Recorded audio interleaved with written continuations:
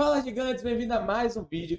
E hoje nós vamos falar sobre multiplicação e divisão de radicais. Você não pode perder. Estamos aí na nossa playlist completa sobre operações com radicais, sobre os conceitos de radicais. Mas antes de continuarmos, você não pode deixar de curtir, comentar e compartilhar os nossos vídeos. E, claro, ativar as notificações para não perder nenhuma novidade. Vamos lá. Rapaziada, é o seguinte. Nós estávamos aqui na nossa playlist, no vídeo anterior, falando sobre soma e subtração, né? Mas a multiplicação e divisão é algo muito simples, que vocês trazem aí uma certa dificuldade.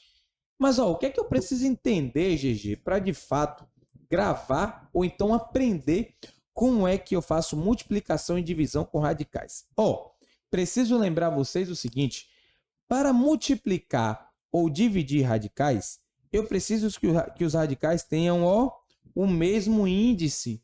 Gente, isso aqui é muito importante. Por quê?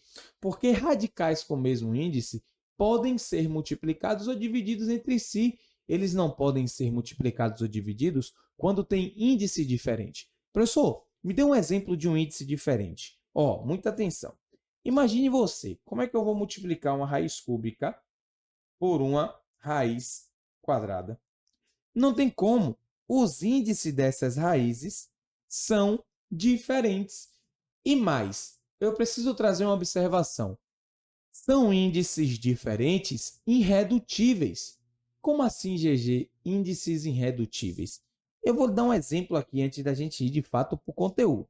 Ó, imagine que eu tenho aqui uma raiz quarta de 6 ao quadrado vezes uma raiz quadrada de 5. Ó, eu não tenho como multiplicar porque os índices são diferentes. Ok, mas observem que esses índices, eles por mais que sejam diferentes, eles são índices redutíveis. Como assim?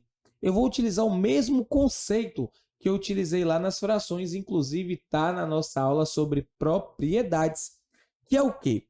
Eu vou dividir esse 4 por 2 e eu vou dividir esse 2 por 2 também. Ou seja, eu vou ter, na verdade, uma raiz quadrada de 6 elevado a 1 vezes uma raiz quadrada de 5. Observem que eu tenho agora raízes com o mesmo índice. E aí fica fácil para eu poder multiplicar. Mas mesmo assim, GG, quando tem o mesmo índice, o que é que eu faço? Muito simples também. Botei uma observação aqui para você, ó. Quando tem o mesmo índice, basta apenas multiplicar os números e calcular a raiz. Ó, botei aqui e logo após calcular a raiz. Como assim, GG? Muito fácil e você está explicando isso em menos de 5 minutos. Observe, eu tenho aqui raiz de 4 vezes raiz de 16. Esses índices são iguais? Sim. Não apareceram aqui, quer dizer que são índices quadrados. E agora, GG, o que é que eu faço? Simples de novo. Eu vou fazer a raiz de 4 vezes 16. E quanto é 4 vezes 16? Raiz de 64, que automaticamente eu já sei que é 8.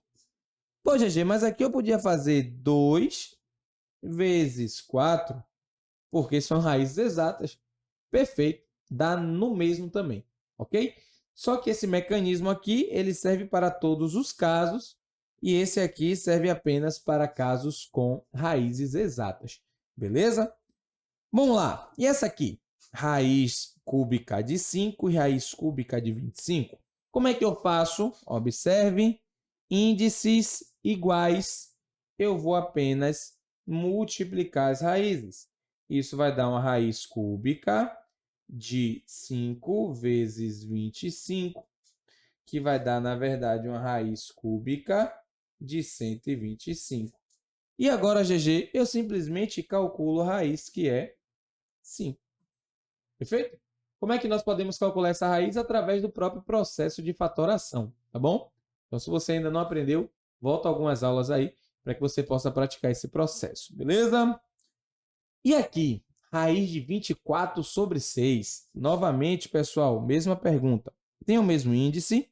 Sim, ambas têm um índice quadrado, ou seja, aqui vai ficar raiz grandona de 24 dividido por 6.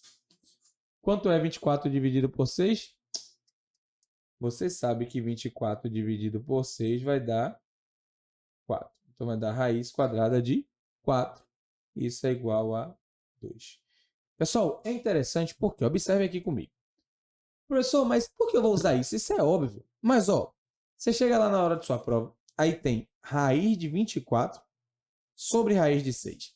Aí você, não errado, fala para mim, professor, mas a raiz de 24 não existe como raiz exata. E a raiz de 6 também não existe como raiz exata. Como é que eu vou dividir se não existe nem raiz de 24, nem raiz de 6?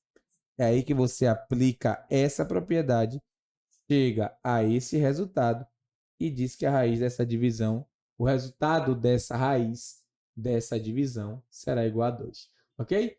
Rapaziada, continuamos nas nossas operações com radicais. A próxima operação será potência e radiciação. Potenciação e radiciação. Você não pode perder.